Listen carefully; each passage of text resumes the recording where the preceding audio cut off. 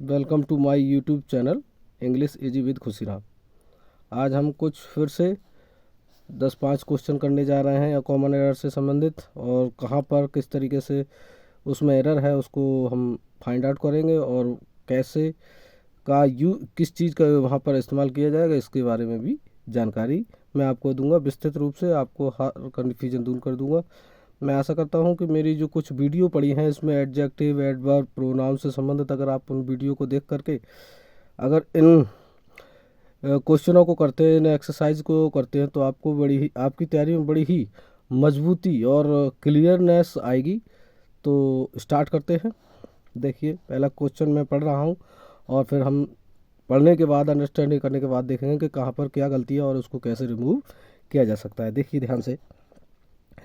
We had swam across the river before the sun set. No error। इस तरीके से sentence आपके सामने है, तो हम पढ़ते हैं। देखिए, पहले तो हमने बिफोर देखा। बिफोर जिस में आता है तो हमारी दो कंडीशन होती है कि बिफोर से पहले वाला सेंटेंस हमारा पास्ट परफेक्ट में होता है और बिफोर से बाद वाला सेंटेंस हमारा पास्ट इंडेफिनिट में होता है। तो देखें, द सन सेट, सेट की सेकंड फॉर्म दी है, तो इसका मतलब है बिफोर के बाद वाला जो सेंटेंस है हमारा वो पास्ट इंडेफिनिट में है, और बिफोर से पहले वाला हमारा सेंटेंस जो है पास्ट परफेक्ट में है। लेकिन कहाँ गलती है ये देखने के लिए आपको देखना होगा, हैड के बाद थर्ड फॉर्म आती है, तो स्वयं की स्वयं होगी, यानी कि SWAM ये स्वयं है, इसकी जगह SWUM यानी कि स्वयं, स्वयं का प्रयोग होगा। कहने का मतलब इस वाक्य के ए पार्ट में एरर है। तो मैं आशा कर रहा हूँ कि आपको क्वेश्चन के बारे में विस्तृत जानकारी प्राप्त हो गई होगी। अब हम अगला क्वेश्चन करते हैं। Madhuri is more prettier than her sister, no error. तो आपको तो इसमें कमी देखिए। अब माधुरी इज मोर प्रिटियर, ये प्रिटियर जो शब्द है ये कंपैरेटिव में यूज हो रहा है। प्रीटी शब्द का प्रीटियर दिया है तो ये हमारी कंपैरेटिव फॉर्म है, और इससे पहले मोर दिया है, ये क्या है, सुपरफ्लुअस है, यानी कि एक्स्ट्रा दिया है। तो ये शब्द यहाँ नहीं होना चाहिए था, यानी कि प्रीटियर अपने आप में एक कंपैरेटिव डिग्री है, तो इससे पहले मोर लगाने की ज़रूरत नहीं है। इस कहने का मतलब इस वाक्य में हमारे बी पार्ट में गलती है। तो आशा कर रहा हूँ कि आपको जो मैं जानकारी दे रहा हूँ समझ में आ रही होगी और आपको अच्छा भी लग रहा होगा। अब आगे सेंटेंस देखिए। Every man and women should vote for the candidate for their choice, no error. देखिए, कोई भी चीज़ करने के बाद पता चलती है कि हम में कहाँ कमियां हैं। तो मैंने प्रोनाउन, एडजेक्टिव, एडवर्ब, कंजक्शन संबंधित वीडियो डाली थी, उसमें ज़्यादा व्यूज नहीं आए क्योंकि लोग समझते हैं कि अरे ये चीज़ तो सर बड़ी इजी वाली पढ़ा रहे हैं और इसमें क्या रखा है। आप पहले उन वीडियो को ध्यान से सुनिए और देखिए, तब पता चलेगा कि हाँ कितनी इम्पोर्टेंट की चीज़ मैंने उसमें डाल रखी है। अब ये एक्सरसाइज कर रहे हैं, देखो मैं उन्हीं के आधार पर इन्हें करेक्ट कर रहा हूँ और उन्हीं में बताए गए रूल्स ही अप्लाई हो रहे हैं। देखिए, अब every man and women should vote for the candidate of their choice. अब देखिए, मैंने बताया था एवरी मैन और वुमेन, अगर किसी भी सब्जेक्ट से पहले एवरी लगा है तो वहाँ पर हमारा पॉजेसिव प्रोनाउन कैसा आना चाहिए। देखो, ये देयर दिया है तो देयर की जगह या तो हर लग जाएगा या हेज लग जाएगा। तो एवरी मैन है तो एवरी मैन आदमी के लिए बता रहा है, तो यहाँ पर हो जाएगा हेज चॉइस। दोबारा समझ लीजिए, जब एवरी शब्द किसी भी नाउन से पहले लग जाए तो हमारी सिंगुलर की बात करता है, और ये हमारा एवरी मैन एंड वुमेन ये एवरी से काउंट हो रहा है, तो इसका जो पॉजेसिव प्रोनाउन होगा वो आएगा हिज या हर। तो एवरी मैन है तो यहाँ पर हम हिज का प्रयोग करेंगे। कहने का मतलब इस वाक्य के डी पार्ट में गलती है। तो आशा कर रहा हूँ कि मेरे द्वारा दी गई जानकारी से आप संतुष्ट होंगे। आगे देखिए, आगे क्वेश्चन भी कर रहे हैं। तो देखिए, नेक्स्ट क्वेश्चन हमारा 4th नंबर का। The secretary and treasure were not present at today meeting. तो आपको पता चल रहा होगा द सेक्रेटरी एंड ट्रेजर क्या है, एक ही व्यक्ति की बात की गई है। अगर the secretary and the treasure शब्द आता तो ये अलग अलग व्यक्तियों की बात करता। अब जब द सेक्रेटरी एंड ट्रीजर जब होता है तो एक ही व्यक्ति की बात कर रहा है, तो एक ही व्यक्ति की बात कर रहा है, यानी कि हमारा सब्जेक्ट सिंगुलर हुआ। तो वर्ब भी हमारी कैसी होनी चाहिए, सिंगुलर। ये कैसी होनी चाहिए, सिंगुलर, यानी कि बाज की जगह हमें क्या यूज करना पड़ेगा, वर की जगह क्या यूज करना पड़ेगा, बाज का प्रयोग करना पड़ेगा। वर की जगह क्या यूज करना पड़ेगा, बाज का। इसका मतलब है इस सेंटेंस के बी पार्ट में गलती है। किस में गलती है, बी पार्ट में गलती है। आगे देखिए अगला question, neither Rakesh nor I are living for Hyderabad, no error. अब आपको मैंने कुछ मुंह से निकल ही गया है, तो neither Rakesh nor I are living for Hyderabad, no error. तो इस वाक्य के सी पार्ट में गलती है। अब गलती क्या है देखिए, नॉर के पास जो भी सब्जेक्ट होगा उसके अकॉर्डिंग ही हमारी सहायक क्रिया आएगी। नॉर के बाद, पास की मतलब ना है, आप ध्यान से सुन लीजिए, नॉर के बाद जो भी सब्जेक्ट होगा उसके अकॉर्डिंग हमारी क्या आती है, सहायक क्रिया। इस नाइदर से कोई मतलब नहीं होता है, नॉर के चाहे इधर हो चाहे इधर हो, जब सहायक क्रिया इस्तेमाल होगी तो नॉर के सब्जेक्ट के पास वाले के साथ जो है सहायक क्रिया लगेगी। ये समझने में भी मुझे भी काफ़ी समय लगा था, आप लोगों को भी लगेगा। तो इसके सी पार्ट में है, तो आई की जगह यहाँ क्या लग जाएगा, एम लग जाएगा। क्या लग जाएगा, एम। आशा कर रहा हूँ कि दी गई जानकारी संतुष्ट होंगे। अगर आपको वीडियो पसंद आ रही है तो लाइक करें, कमेंट करें और शेयर करें।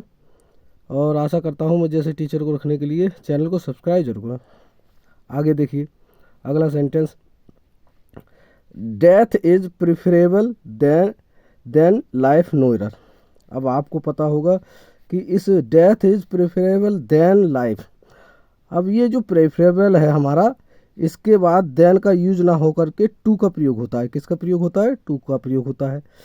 जैसे कि हमारी जो बहुत सारी क्रियाएं हैं जिनके बाद टू आता है, जैसे जूनियर, सीनियर और सुपरियर, इन्फीरियर और प्रायर के बाद हमारा जो है देन की अपेक्षा टू का यूज किया जाता है।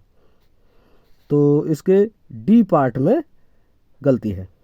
अगला क्वेश्चन देखिए ध्यान से, Ramu closely resemble to his father not only in physical feature but also in habits, no error. अब देखिए हम देखते हैं, रामू क्लोजली का मतलब करीब रूप से या संबंधित, रिजेंबल का मतलब है के समान है, टू हिज फादर।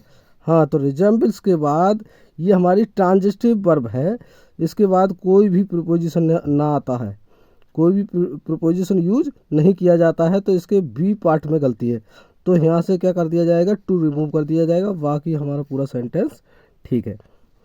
आगे देखिए अगला क्वेश्चन हम करते हैं, after he had read the 2 first chapter of the novel he felt like reading the book at one sitting.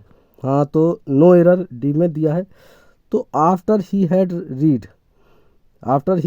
Read ये थर्ड फॉर्म है, और टू, ओहो यहाँ पर टू का यूज, टू फर्स्ट चैप्टर।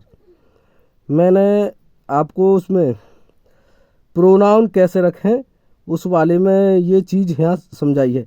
देखिए ये हमारी कैसी है, जे ऑर्डिनल है, ये कार्डिनल नंबर है। तो आपको पता है हमने जब वीडियो में बताया था कि फर्स्ट यानी कि ऑर्डिनल और कार्डिनल का यूज किया जाता है।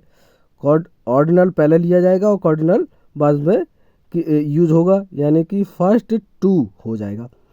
तो गलती हमारी ए पार्ट में ही है, after he had read the 2 first chapter की जगह हो जाएगा after he had read first 2 chapter का यूज होगा। 2 फर्स्ट का नहीं होगा, फर्स्ट 2 चैप्टर का यूज किया जाएगा ऑफ द नॉवेल, और बाकी वाक्य में कोई गलती नहीं है।